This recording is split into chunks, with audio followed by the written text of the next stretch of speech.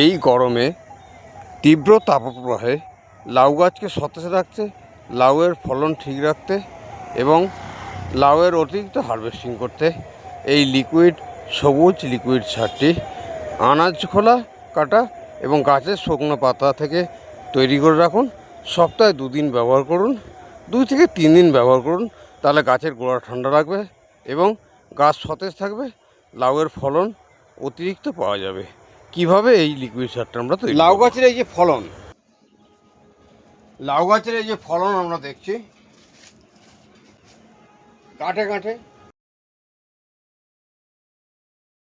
এবং প্রচুর পরিমাণে লাউ গাছের যে ফলন, এই ফলনটা কিভাবে হয় এবং বিনা পয়সায় খাবার তৈরি হয় সেই সম্বন্ধে বিশেষ আলোচনা থাকছে।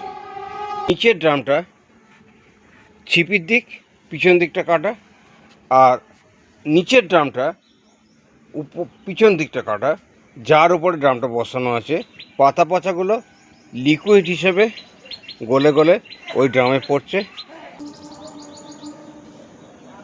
ড্রামের নিচে অংশটা ফুটো, উপর থেকে আমরা এই যে যে লিকুইডটা তৈরি হচ্ছে, এই লিকুইডটা কিন্তু প্রচণ্ড ক্ষমতা। এই লিকুইডটা আমরা যেটা করব সেটা হচ্ছে 20 লিটার জলে 1 লিটার মিশিয়ে এই লিকুইড কম্পোস্ট সারটা ব্যবহার করব। একটি 20 লিটারের বালতি, তাতে প্রথমে 10 লিটার জল নেওয়া হলো। তারপর এই লিকুইড কম্পোস্ট সার যেটা এখান থেকে 1 লিটার নেওয়া হলো, নিয়ে পুনরায়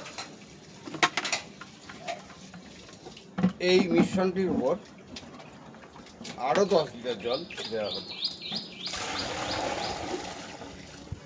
এটা হলো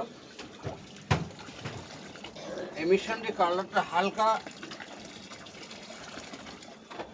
সবুজ।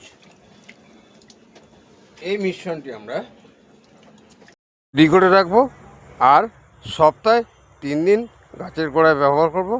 মাঝে মধ্যে আমরা গাছের পাতাতেও স্প্রে করতে পারি, তাহলে এইরকম ফলন পাওয়া যাবে। অতিরিক্ত লাউয়ের ফলন পেতে